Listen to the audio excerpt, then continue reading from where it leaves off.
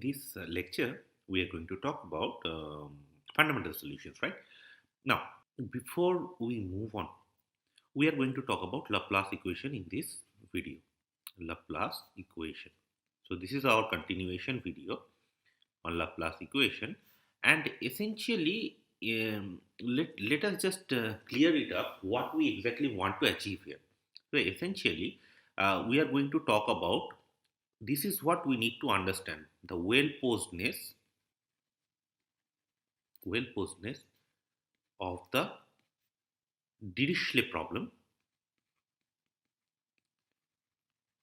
Dirichlet problem given by, I will explain why I call it a Dirichlet problem, given by minus Laplacian of u equals to f in omega. As usual, omega is an open subset of Rn, and u restricted to the boundary of omega is g.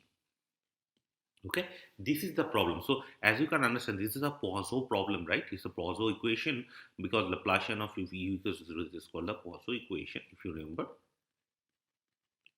Okay, this is after a mathematician by the name of Poisson and a French mathematician. And if f equals to 0, that's a Laplace equation. If you have an arbitrary f, that's a Poisson equation. And u, when you restrict u to the boundary of omega, that is going to be some function g. Now here f and g are given smooth functions. Okay, given smooth functions. I mean, here I am not exactly specifying what sort of functions are there, but let's just assume there are smooth functions. Okay, so why it is called Dirichlet? Let's understand this thing. See, let's say you are given a Poisson equation, right? Minus Laplacian of u equals to f. Yeah, with this you can specify different type of boundary conditions. Yeah, so first of all, let us look at the equation and the boundary conditions. So different boundary conditions. Different boundary conditions.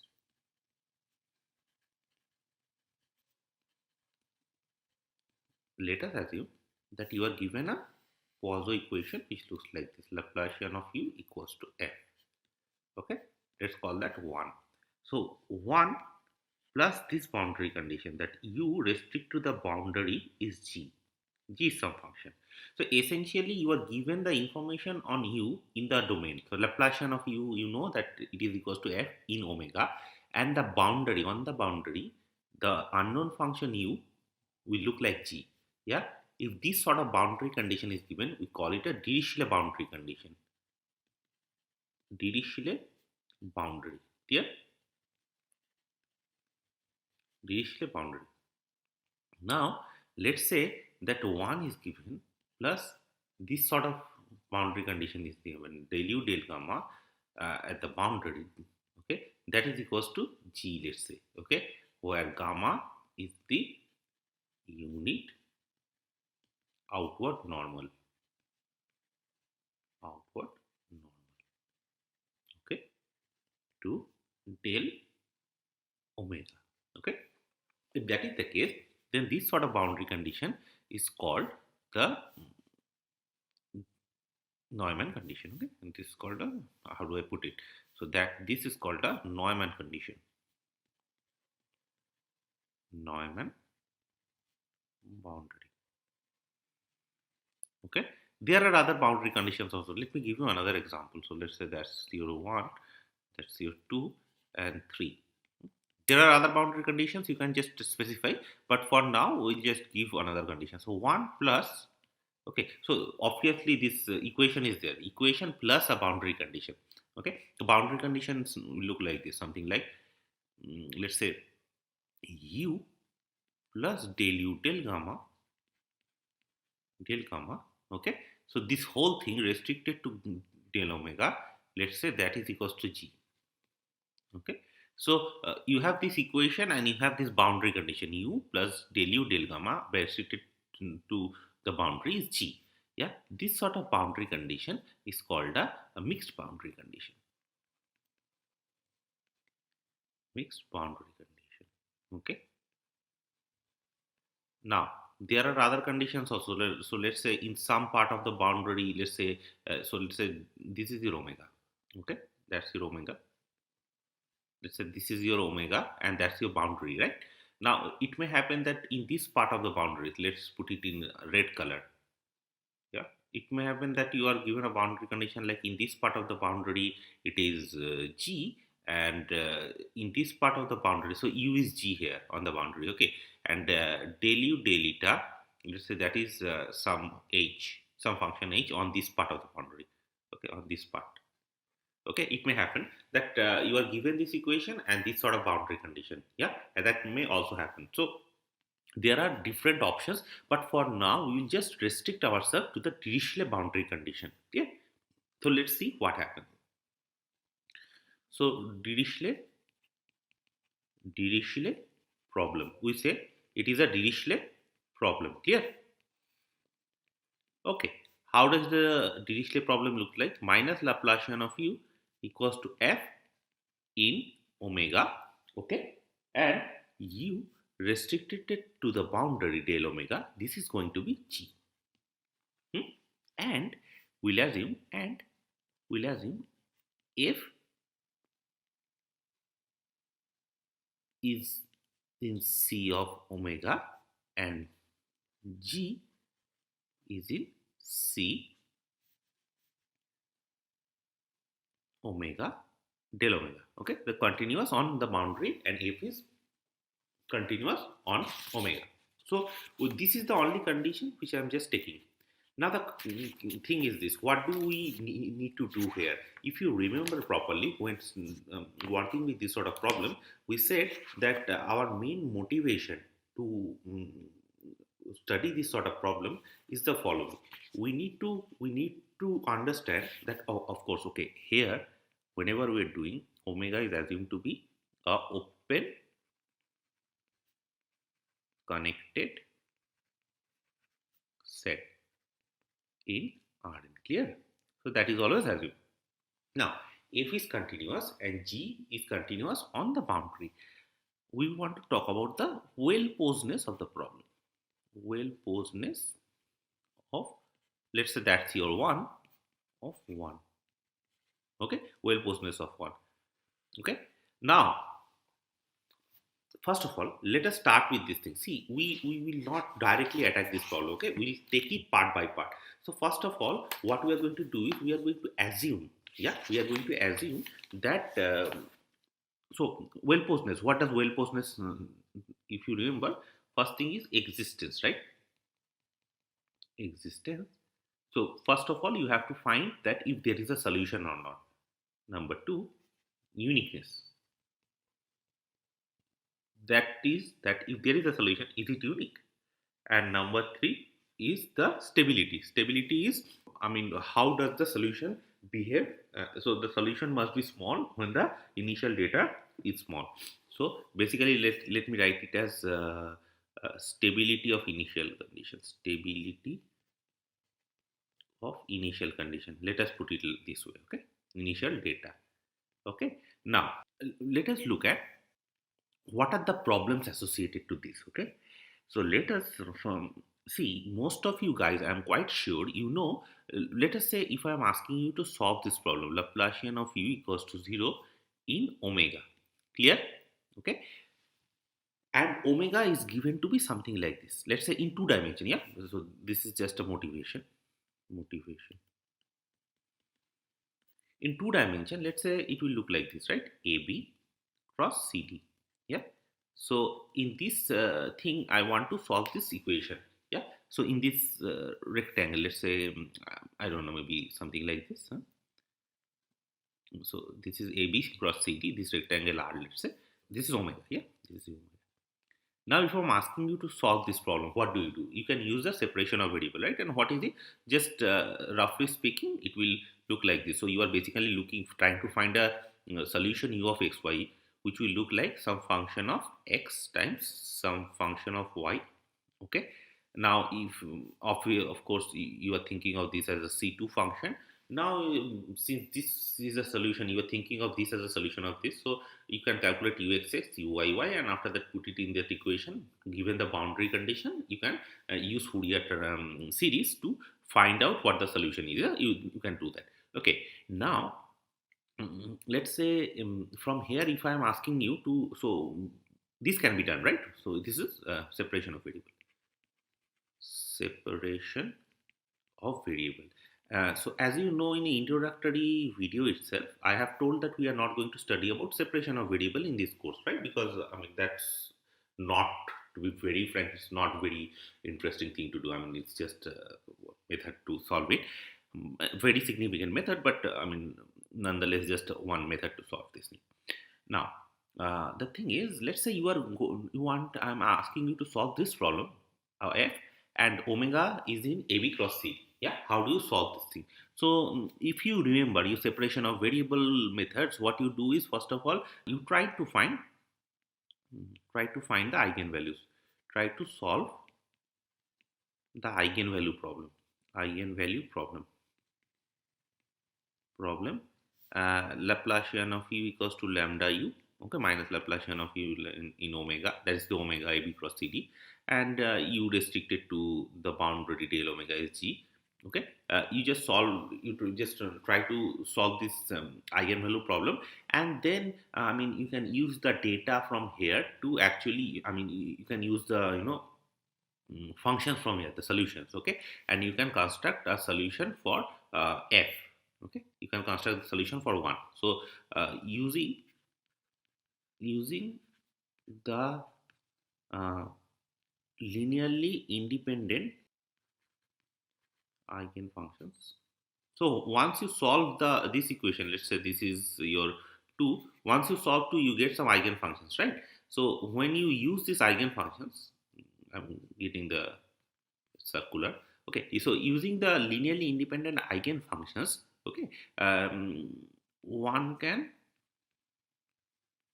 construct the solution of 1, right? You remember? Yeah, so that's the separation of variable. Now what is the restriction with this method? See, if this method works in any given domain, then we do not have anything to do, right? I mean there is nothing to do here. You can just use separation of variable to solve this problem, and you can look at the explicit solution, you use the explicit solution to I mean that's the point, right? Once you get an explicit solution, you do not have to do anything. Existence, uniqueness, stability, all of this can be easily checked. But the problem is this separation of variable. Please remember this thing, yeah, why we were doing this thing.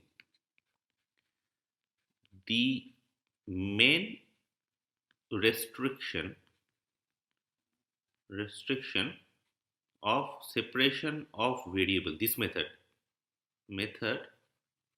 is that it works on certain type of domains. So most if you remember, you just work out one problem using separation of variable, you will understand. See, if it is not in this form, AB cross CD, not in a rectangular form, then the separation of variable won't work. You can think of, I mean, of course, in the other coordinate system, you can think of a circle also on a disk and all. You can actually solve it, but you are essentially, whenever you are doing this change of variable to radial coordinate or spherical, cylindrical coordinates, you are essentially doing something like this. So essentially, for a domain which looks like a rectangular kind of domain or like a spherical domain, that sort of domain, separation of variable works, okay. But most of the problems which we encounter, that is not not a given domain like this, right? I mean it can be any arbitrary domain. What do you do then? That's the question. Okay, so let's look at what do we do then. See, what we do is this. Now question is well posedness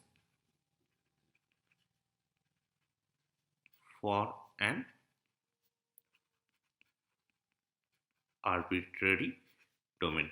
I hope I have made it clear why we need to study this. See, again, let me recall.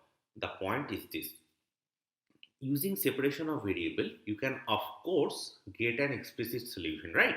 Yeah, but the problem is the domain has to be very specific, and to be very precise, the domain has to be a rectangular domain, yeah, or a circular domain, that sort of thing, a cylindrical domain. But most of the times in applications, when you talk about domains, it may not look like that, right?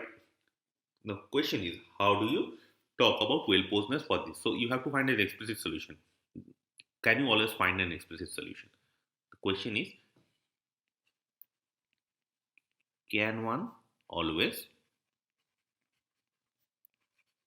derive an explicit solution on an arbitrary domain?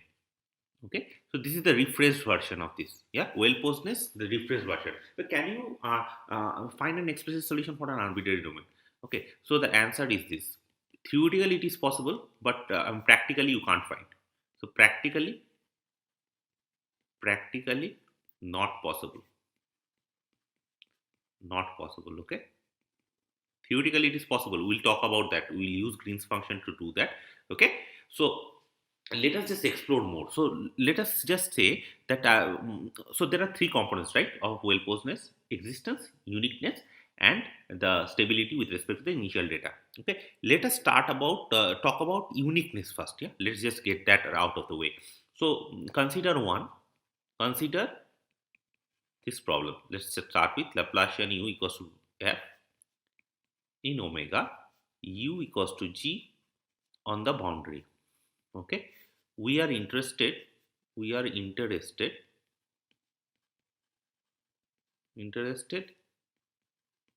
in the question of uniqueness first. Question of uniqueness. Now please understand that we haven't talked about existence, because that is a difficult part. First of all, let us say that we will assume that there is a solution. We want to see that if there is one solution, yeah, can we find other solutions from there for this problem? Okay, that's the question. See, if we can find, if we can solve this problem, if you take f equals to 0, then the Laplace equation is also done, right? Okay, so this is a much general problem. So the question is, assume, uh, therefore, let's just put it this way: assume one admits a solution u in C2 of omega bar. Clear? Let's say that one admits a solution of u in C2 of omega. Okay. Then that solution is unique. Okay. So this is a theorem. I don't know how to. Let's say theorem one. Okay. So what it is essentially saying is this. See, first of all, we need to study well-posedness, right? We do not know whether that problem has a solution or not. But we are talking about uniqueness first. Yeah, for in the well-posedness part, three part are there. We just want to talk about uniqueness first. We are saying that if there is one solution, yeah, at least one solution, if you can just show that there is at least one solution, you can show that that solution is unique. So we are assuming that there is at least one solution. Will show that you cannot find any other solution. That is only one solution. Okay, there is only one solution to one. So how do you find it? Let's just take look at the proof of this thing. Okay, now I hope you understand what I meant by one solution. So there is a okay, maybe before I go on doing this thing, maybe I can talk about what do I mean by solution of this thing. Yeah, it will be better that way, I think. So just a solution of one. Sorry, I just messed up the order a little bit. Solution of one. What do I mean by a solution of one? Then we can talk about this. So solution of one, as you can understand, that u which is in C2 omega bar, okay, is called a solution of one if Laplacian of u at the point x is f of x, okay, for all x in omega, and u restricted to boundary. So u of x equals to g of x for x on the boundary of omega. Okay, just your simple thing. It's only that u has to be in C2 of omega bar for now. Okay, this is what we mean by a solution. So we are saying that if you can find a solution for this problem, then the solution is unique. How do I prove this thing? Yeah. So let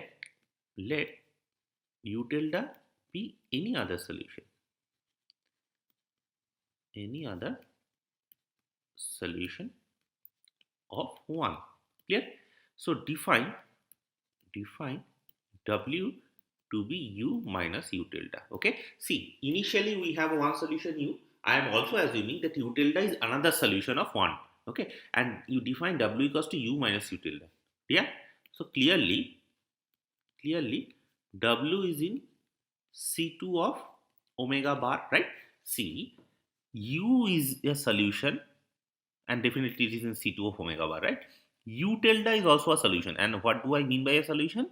A solution to this one is a C2 of omega bar function which satisfies this. So if u tilde is another solution, u tilde has to be in C2 omega bar. Yeah. So u and u tilde are both in C2 omega bar. You can see that the u minus u tilde, the difference of those two, which is defined by w, okay, which is defined by w, that is also in C2 of omega bar. And clearly w is in C2 omega and satisfies Laplacian of w equals to 0 in omega and w equals to 0 on the boundary. Do you agree with me? See, if Laplacian of w, Laplacian is a linear operator, right? So Laplacian of w is Laplacian of u minus Laplacian of u tilde. Laplacian of u is also f, Laplacian of u tilde is also f. So Laplacian of w is going to be 0. And moreover, u is g on del omega and u tilde is also g on del omega. So w is 0 on the 0 on the boundary, right? Okay, so see, essentially if we define it like this, w is going to solve the Dirichlet problem, w is equals to 0, but not the Poincare problem. So it is essentially a Laplace equation. Yeah, w solves the Laplace equation. Okay, now what happens when it does that?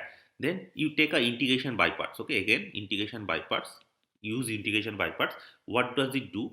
See, if you multiply this with a w, yeah, multiply both sides with w. Okay, so let's say w times Laplacian of w integral over omega, that is going to be 0. Yes, because Laplacian of, I mean, let us just assume that w is not 0. Yeah, see, if w is, so let us assume that this is a problem given to us. Yeah, if we can show that w equals to 0 is the only possible solution of this, and then we are done, right? Now, because if w is 0, u is equals to u tilde and you are done, right? So there is only one solution. Now let us assume that w is not 0, so we can just multiply it by w. So w, Laplacian w, that is also 0. Okay, even if it is 0, it doesn't matter, but anyways. So integral omega w Laplacian w is equals to 0. Now if you do an integration by parts here, what will it look like? Omega gradient of w square, okay, dx. This is with respect to dx. I forgot to write dx. This is equals to 0. Yeah, because there is a boundary term, but in the boundary it is 0, w is 0. So the boundary term is not there. So this is equals to 0. If you remember. So this is integration by parts. If you do not know this, please look at the first lecture. Okay, there this integration by parts is done. So this will give you, see, the gradient w square. This is a positive function, right? You are integrating a positive function. Yeah, minus you can just throw it outside. It's not a problem. No? So you are integrating a positive function over omega, and you are saying that is equals to 0. So the positive function gradient of w has to be 0, right? So what does that mean? It means the gradient of w is 0 in omega, right? The integral of a positive function is 0. So the function has to be 0. Yeah, the function has to be 0. Okay, now so if the function so function has to be 0. So here the function is gradient of w. So gradient of w is 0. Yeah, and it is given that w is equals to 0 on the boundary. Okay, what is w? W is a C2 omega bar function, so it is continuous till the boundary of omega, right? On the boundary it is 0. and the derivative of w is 0 on the interior omega. What does that say? It says that w has to be 0 in omega, right? So that implies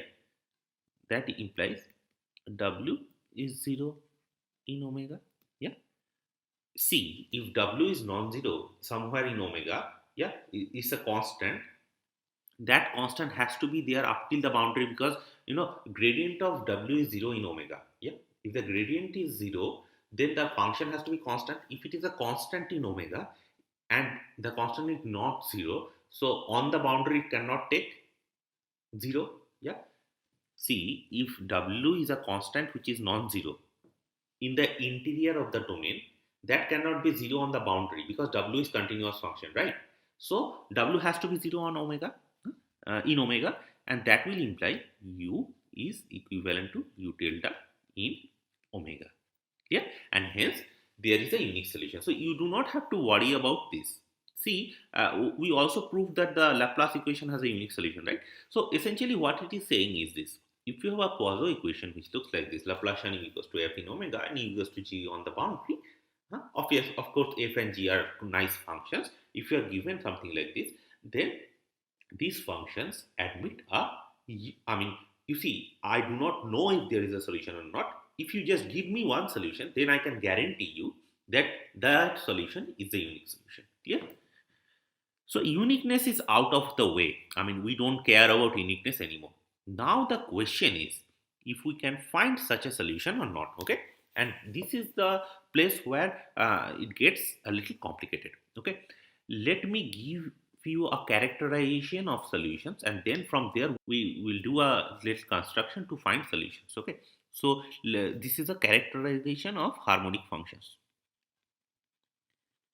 Characterization, not harmonic functions. I mean, Poisson. I mean, solutions of the Poisson equation. So characterization of solutions to the Poisson equation. Okay, we want a characterization of this thing. So this is actually this characterization. This is not very important for this course, but I just want you to know how this works. But this is the basis. So essentially, let me give you a small note. This is the basis of modern PDE. Okay, if you want to do modern PDE, this is what you need to do. I mean, this is all we do actually. Okay, this is the basis of modern PDE, and is a branch, and it's a topic. I think you can say it's a um, topic called variational principle.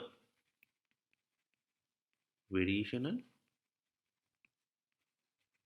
principle in calculus of variation. Calculus of variation. Okay, what I meant by this is the below thing, whatever I am doing right now, the characterization of solutions. This this for this course it may not be very important, but I mean, of course, we'll use this thing, but the thing is not very important. But this is most important if you are looking for a modern approach to PTE. Okay, so whatever we are doing is like 100 to 200 years old. Okay, in this course, yeah. But if you want to do the modern part, this is the modern part. So just to give you the taste of that modern part, I'm just doing this part. Okay, so essentially you are given this Poisson equation. So let me write it down. Let's say Laplacian of u equals to 0 equals to f in omega. Okay, u equals to g on the boundary. Yeah, our usual problem. We are calling it 1. So this is your 1. Now I want to talk about the solution of this problem. Okay, and while talking about the solution of this problem, I will define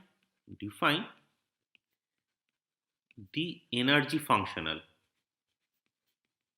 Okay, so what I meant by this is I will define a new object. For now, you just think of this as a new object called I of w. Okay, and that will be given by integral over omega half gradient w square minus wf, okay, dx. Maybe I can put it in a small dx. Okay, so that is I of w. Yeah, and it is not like I mean it is coming from heavens, huh? It's not like that. There is a proper scientific way of how this is coming, and that is what we are going to I mean explain now. Essentially, let me just put down where w is. Where w belongs to this set A. Okay, and how do we define this set A? It is defined as all the functions in C2 omega bar, okay, such that, so you define a A like this, yeah, you define a set A and you take W like this, such that W equals to G on the boundary. Okay, so you are looking at a C2 omega bar function such that W equals to G on the boundary, and you look at, I mean, you define a I which is from this set to R. Okay, so you define I, hence I is defined from this set to R. Okay, is a linear functional. Functional is just a function.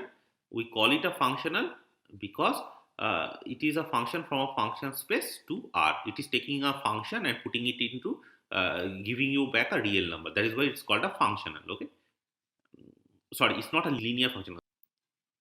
It's a function. Okay, we call it a energy functional.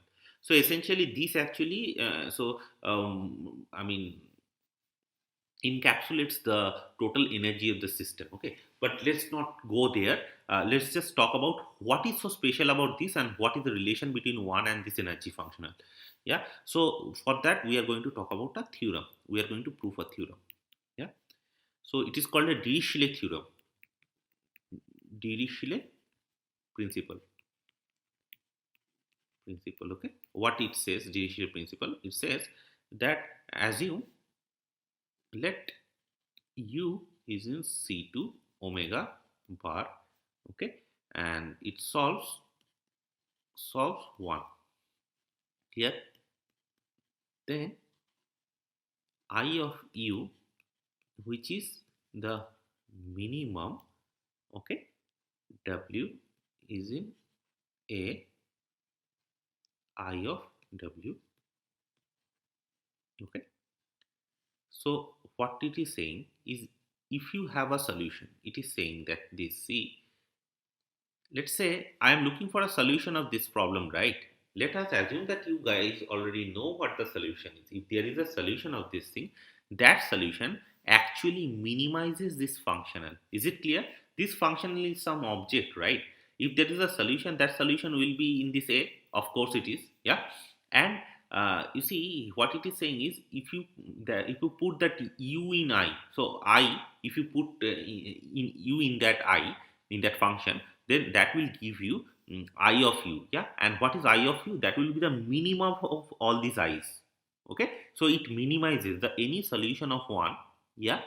We have seen that any solution of one, there is only one solution to this problem, right? So what it is saying is, that solution actually minimizes the energy functional. This minimizes this particular stuff IW. Okay, so you can take any W from this set A, doesn't matter. That W, the value of W is always greater than equal the value of I at the point U, where U is the solution of this problem, right? There is a converse part also.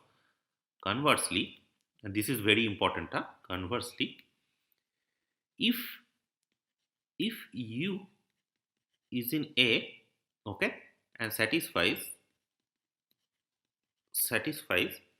uh, let us call this thing as 2, okay, this 2, the minimum of this is I of u, satisfies 2, okay,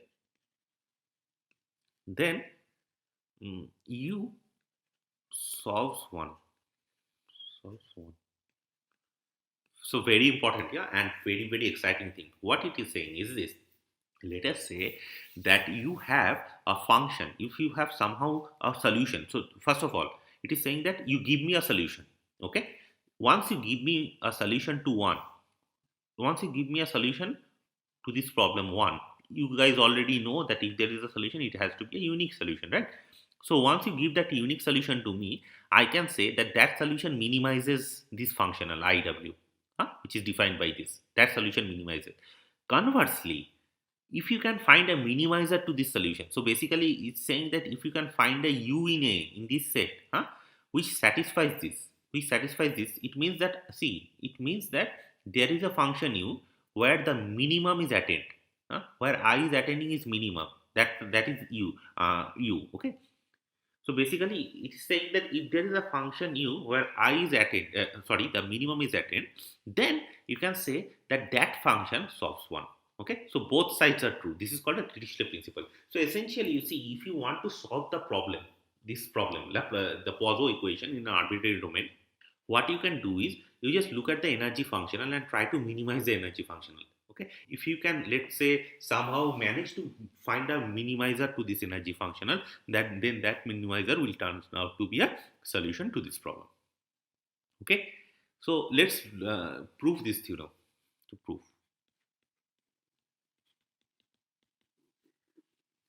so choose, I will prove this part first. So we choose W in A. Okay, W in A. Then from 1 we have C. If I take everything together, Laplacian of u minus f, okay, and u minus w. W I am taking from A, and u solves this one, right? So I am taking u minus w. So this is on omega, okay. So you see, Laplacian of u equals to f in omega. So this particular thing is 0, irrespective of where w is. U and w are in C2 of omega, or in A. U and w is in A, right? Okay, so u minus w is also in A, right? So that is, sorry, u minus w is not in A. U minus w, so u minus w is not in A. Okay, please remember this thing. So basically, but it is in C2 of omega, but u minus w is in C2 of omega bar. Okay, why it is not in A? Because on the boundary this is going to be 0, right? But on A, the boundary u minus w has to be g, if it is has to be in A. Okay, so it is not in A, but it is in C2. So basically the integral has to be 0. Why? Because this is 0. Laplacian of u minus Laplacian of u is equal to f in omega, right? Okay, f in, you can see. So let's write it like minus Laplacian. This is just a convention, nothing else. Yeah, minus Laplacian u equals to f, u equals to g. So see what I meant by this is, so it means minus Laplacian of u minus f is 0 in omega. Yeah, so the, if you multiply it by u minus w and integrate it over omega, that is going to be 0. Okay, now we use integration by parts. Integration by parts. If we use integration by parts, what happens? It is minus Laplacian of u times u minus w minus integral over omega f u minus w equals to 0. Okay, so what does that, I mean, there is a dx, in all of this there is a dx. I'm just forgetting to write it down. There's a d of x, right? Now if you use a integration by parts here, so this is not an integration by parts, we just whatever I write here, it is, I'm using integration by parts. Okay, so that will give you gradient of u dot gradient of u minus w dx minus equals to integral over omega fu minus integral over omega fw. Again, I forgot to write dx. Okay, right? So I have this. Now let us just look at. Okay, now what happens? See, if you are doing integration by parts, yeah, so let's just write it like this. This is minus. This is equals to 0. So if you are doing integration by parts, there is a boundary term, right? But u minus w is 0 on the boundary. That is why we just multiplied by u minus w. Okay, u minus w, that is 0 on the boundary, right? Okay, so there is a boundary term, if you remember, in integration by parts. That boundary term is not there. Okay, so now what we do is, what it implies is this. See, This implies that gradient of u square, okay, gradient of u dot gradient of u square minus integral omega u f dx dx, okay, this is equals to, I will take that part here. So integral gradient of u dot gradient of w, I hope it is fine, minus integral omega u w dx, right? Again, I'm always forgetting dx. Dx is there. Okay.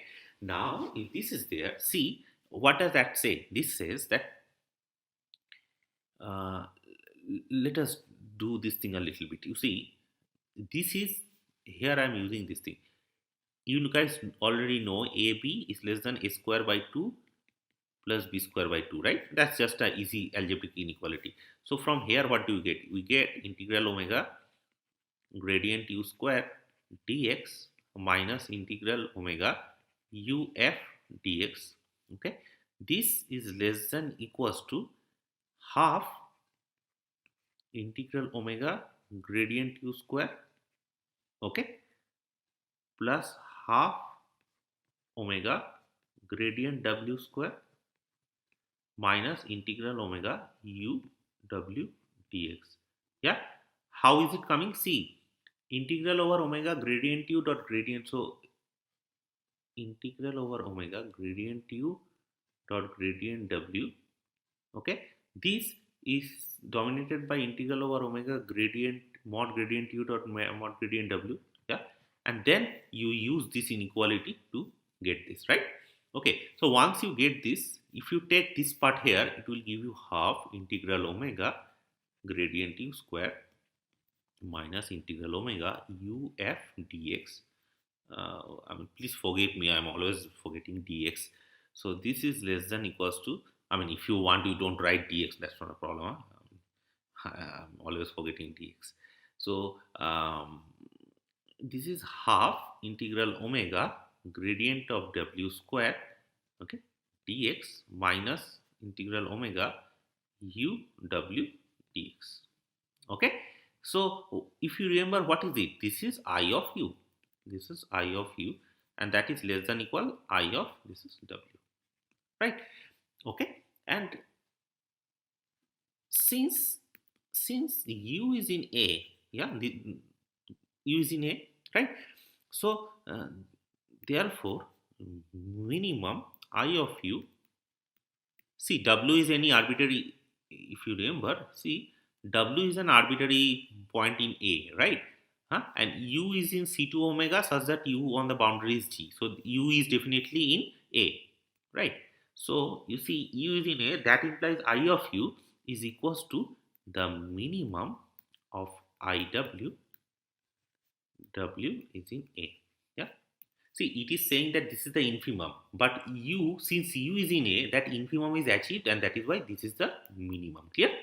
Okay, so you have seen that if there is a solution, that solution is the minimum of this energy function. Let's look at the converse part. Conversely, okay, let's say I of u is less than equal I of w, okay, and this w is in A. Clear? It is given. Yeah, it is given to you. So sorry, I should write it as a minimum of IW. I mean, I want to write this thing. Conversely, I am assuming this, and I will show that user. So maybe I will write it as, conversely, let's say this is given to you, minimum of W in A, I of W. Yeah. Now I want to show that you solve the equation. How do I solve it? So you fix a V in Cc infinity omega. Okay, so basically Cc infinity omega, I am not quite sure if I defined it. It is the set of all compactly supported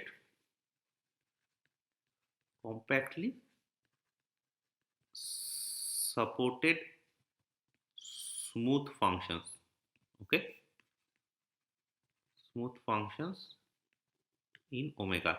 Compactly supported means, what I meant by this is, So basically, support of a function is a set of all those x such that, okay, f of x is not 0. Okay, the closure of this thing.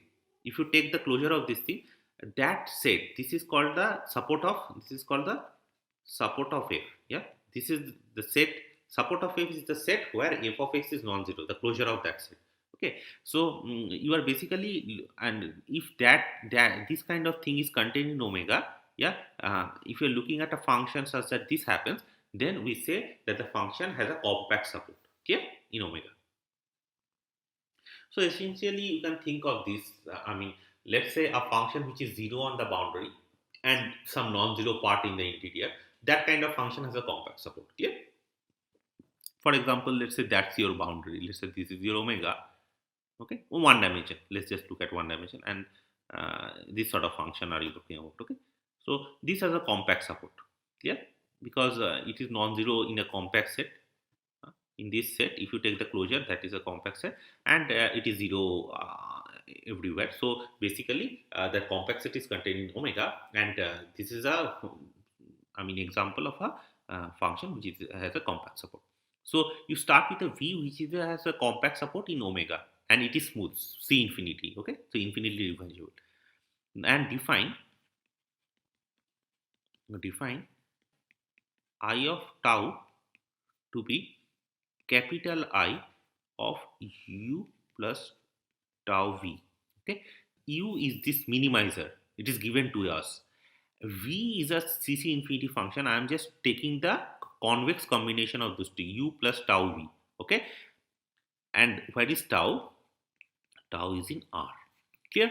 Now you see, I want to look at what I does. See, u plus tau v. Do you think it is in A? Of course it is in A, right? For every tau in R, of course it is. Why? Because you see, this is the point. Why we do want a compact support function? Because v is 0 on the boundary for a compact support function, right? So on the boundary, u is basically g. Okay, and since v is CC infinity, it is also C2. Yeah. So essentially, this whole thing is in A, u plus tau v. So this function, therefore I has a minimum at tau equals to 0, right? Because I of u, at the point u, I attains a minimum. So the small I, this will attain a minimum at tau equals to 0. Because at tau equals to 0, capital I is u, right? So capital I of u, that is where the minimum is attained. So that is why small I attains its minimum at 0. So if it is attains its minimum is 0, I can talk about I prime of 0, that is equals to 0, right? Prime is with respect to tau. So I prime is d tau. Right? Okay. So of course the derivative exists, right? The derivative exists, and it is, you can of course show it is differentiable. It's not a problem. Okay. If you are not convinced, please check that the derivative exists here. Okay. So I prime 0 is 0. Now, if I prime 0 is 0, see, but what is happening if that is 0? I of tau, okay, this is equals to half integral gradient of u plus tau v square minus integral u plus tau v times f dx, right? This is what happens, and that is equals to half integral gradient u square, okay, plus tau gradient u dot gradient v. Again, I am forgetting dx all the time. Okay, so let me do it like this: omega plus tau square by 2 gradient v square, okay, minus u plus tau v f dx. Okay, so this is the case. So therefore 0 equals to I prime of tau, I prime of 0 essentially. See, I attains minimum at 0, so I prime of 0 is 0. So that will be give you just take the derivative with respect to tau. If you take that, this is going to be 0. This is remaining and this is remaining, right? So it will look like integral over omega gradient u dot gradient v, okay, dx minus integral over omega vf dx. Okay, this is equals to integral over omega minus Laplacian of u minus f dx, right? Please understand, I of tau will look like this, right? So if you take the derivative, that derivative with respect to tau, that will go inside the integral, because this integral is with respect to x. Yeah, it has nothing to do with tau, so I can take the derivative inside.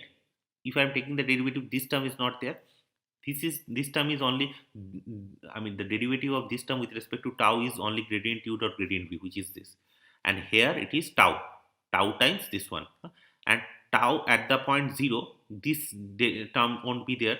Okay, so the only term which will be there is minus vf, which is the derivative of this term is vf, so minus vf, right? So this now you see,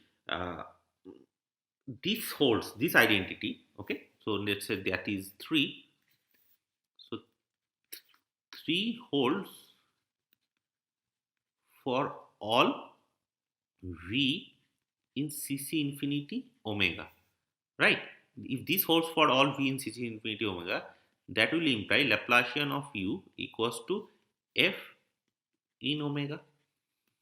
Okay, because see, if this holds for c, so this is a small exercise if you want a exercise. So let's say u is in c2 of omega bar be such that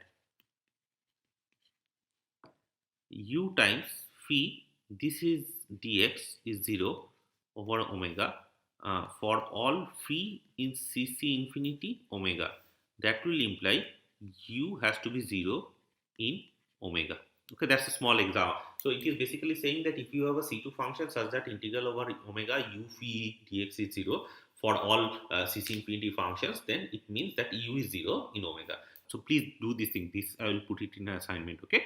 So if this is true, then that will imply that Laplacian u equals to f, and hence you see u is in alpha, so u is g on the boundary. It is always given, and we have also showed that Laplacian u equals to f in the omega, and hence u solves the. Therefore, u solves 1. Okay. So what we proved is, if you want to solve 1, this equation, if you want to solve the 1, then if you have to find a minimizer of this functional and vice versa. Okay. With this, we are going to end this lecture.